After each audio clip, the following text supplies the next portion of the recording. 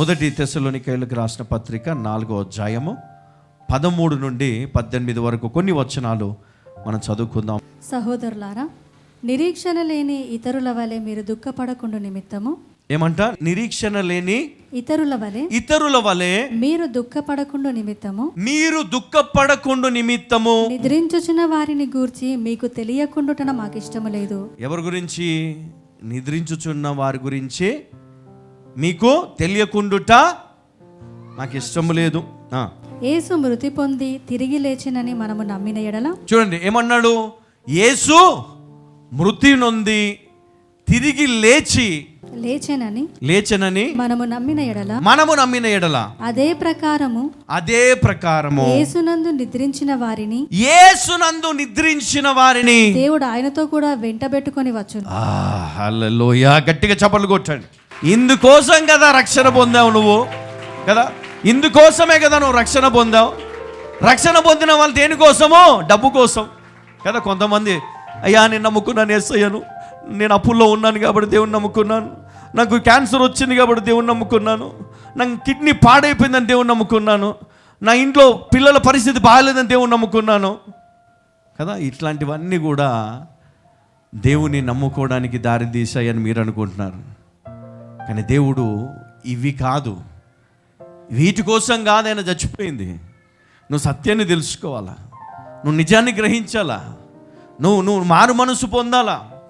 అప్పుడే కదా. చనిపోయిన వారి గురించి మనం అనుకుంటాం, ఏమనుకుంటాం? అయిపోయింది అనుకుంటాం. యేసు మృతి పొంది తిరిగి లేచినని మనం నమ్మిన ఎడల అదే ప్రకారము యేసునందు నిద్రించిన వారిని దేవుడు ఆయనతో కూడా వెంటబెట్టుకొని వచ్చును. అంటే ఏ విధంగానైతే యేసు మృతి పొంది తిరిగి లేచనో, మరి క్రీస్తును నమ్మిన వారు కూడా ఆయనతో కూడా తిరిగి లేచి వస్తారు. హల్లెలూయా, హల్లెలూయా. ఇంతకాలం ప్రార్థన చేసినాం, ఇంతకాలము మనము నమ్మకంగా ఉన్నాం. కొన్ని చిన్న చిన్న విషయాలకు మన విశ్వాసాన్ని కోల్పోతాం కదా. చిన్న విషయాలు ఎందుకు విశ్వాసం పోయిందంటే, దేవుడు నాకు ఉద్యోగం ఇవ్వలేదండి, ఎన్నో కాలం నుంచి నేను ప్రార్థన చేస్తున్నా, దేవుడు ఉద్యోగం ఇస్తలేడు, అందుకే నేను గుడికి పోవడం మానేసిన. ఇదొక రీజన్. దేవుడు నిన్ను పరీక్ష పెడుతున్నాడు. నీకు నువ్వు ఊహించని గొప్ప ఉద్యోగాన్ని దేవుడు నీ కొరకు సిద్ధపరిచాడు. అది ఎందుకు నమ్మట్లను? హల్లెలూయా. నిన్ను ఏ కంపెనీలో పెట్టాలో కూడా దేవుడు ముందుగానే ఆలోచించి ఉంటాడు. నువ్వు అప్పటిదాకా వెయిట్ చేయాలా. కొంతమంది నాకు పెళ్ళిగా అట్లా ఎవరినో ఒకరిని చూసి చేసుకుందాం, ఎవరినో ఒకరిని చూడండి, ఎవరినో ఒకరిని కట్నం ఎక్కువైనా పర్లేదు ఇచ్చి చేద్దాం కదా. ఒక 10 రూపాయలు ఎక్కువైనా ఏం ప్రాబ్లం లేదు, ఒక తులం బంగారం ఎక్కువైనా ఏం ప్రాబ్లం లేదు, ఇచ్చేద్దాం. ఎందుకు? గవర్నమెంట్ ఉద్యోగం ఉంది, ఎందుకు? ఆస్తులు బాగా ఉన్నాయి, పిల్లగానికి ఉద్యోగం ఏమీ లేదు, అయినా వాళ్ళ డాడీ బాగా సంపాదించి పెట్టాడు.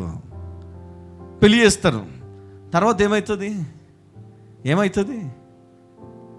ఆస్తి లేదు, ఏం లేదు, మీకు వెళ్ళిపోండి అంటాడు. అప్పుడు బయటికి ఏం చేస్తాడు? ఉద్యోగం ఏం చేస్తాడమ్మా? నాయన సంపాదించండి ఇస్తావు. జాగ్రత్త. నీ అవసరం కోసమో, నీ అవసరాల కోసమో నీవు ఏం చేయకూడదు. హల్లెలూయా. ఉద్యోగం కోసమో,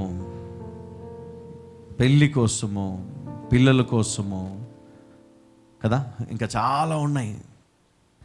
ఇవి ఇయ్యలేదని, రాలేదని, ఆలస్యమైందని వెళ్ళిపోతే, మీ విశ్వాసాన్ని మీరు కోల్పోతే, మీ నమ్మకాన్ని మీరు కోల్పోతే, మీ ప్రేమను, మీ కుటుంబంలో ఉన్నటువంటి మీ బంధాన్ని, మీ ప్రేమలను మీరు మర్చిపోతే, మీ జీవితం ఏమైపోతుందో తెలుసా? ఏమవుతుందమ్మా?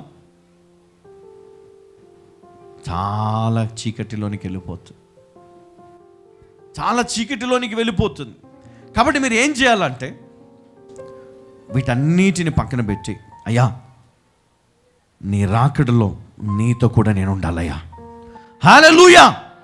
నీ రాకడ ఆలస్యమై ఒకవేళ నేను గోతిలోనికి వెళ్ళిపోతే, నా శరీరం కుళ్ళిపోయి అది వెముకలుగా మారిపోయినప్పటికీ కూడా నేను నమ్ముతున్నాను నీ రాకడలో నేను కూడా తిరిగి లేపబడతాను, నీతో కూడా నేను వస్తాను.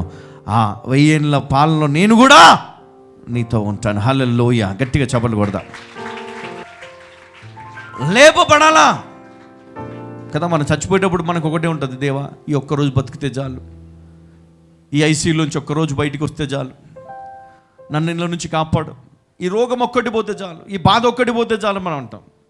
కానీ మనము కన్నీళ్ళు విడుస్తూ, దేవా నా పాపలన్నీ క్షమించయ్యా, అయ్యా నేను మోసం చేశాను, నేను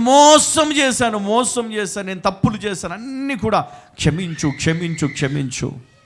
నేను యథార్థంగా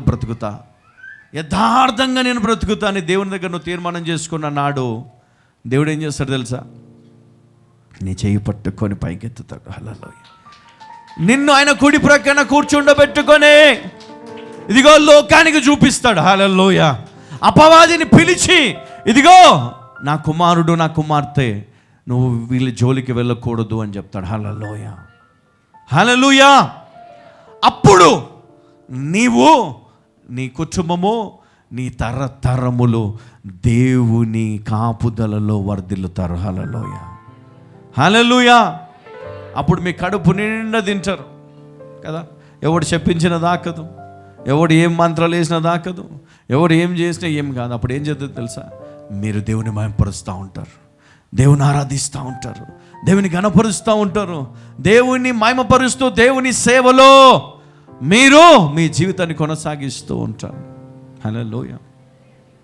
అమ్మ, ఈరోజు ఎంతోమందికి లేదు ధన్యత, ఎంతోమందికి లేదు ధన్యత. నువ్వు ఇక్కడికి వచ్చి కూర్చొని వాక్యం వింటున్నావు, కొంతమందికి ఆ అవకాశం లేదు. సాతానుడు ఏం చేశాడు? డిస్టర్బ్ చేశాడు, వాళ్ళు రాలేరు కదా. నువ్వు కూర్చున్నా కొన్నిసార్లు నీ మైండ్ని డైవర్ట్ చేస్తూ ఉంటాడు. కొంతమందికి అప్పటికే బోర్ వచ్చేసింది, అబ్బా చాలాసేపు అయిపోయింది, ఇక అయిపోతే బాగుండు, వెళ్ళిపోదాం. హల్లెలూయా. ఒక తీర్మానం చేసుకో ఈరోజు, ప్రభువా నా జీవితం నీకు ఇష్టమైనట్లుగా ఉండాలి, పవిత్రంగా ఉండాలి, అది మార్పు లేనిదిగా ఉండాలి కదా. చిన్న చిన్న సమస్యలు వచ్చినా, ఇబ్బందులు వచ్చినా అది మారకూడదు, ఒకేలాగా ఉండాలా. నీ గురి ఒకే వైపు ఉండాలా. అది ఎట్టు ఉండాలి? యేసు వైపు నీ గురి ఉండాలా. హల్లెలూయా.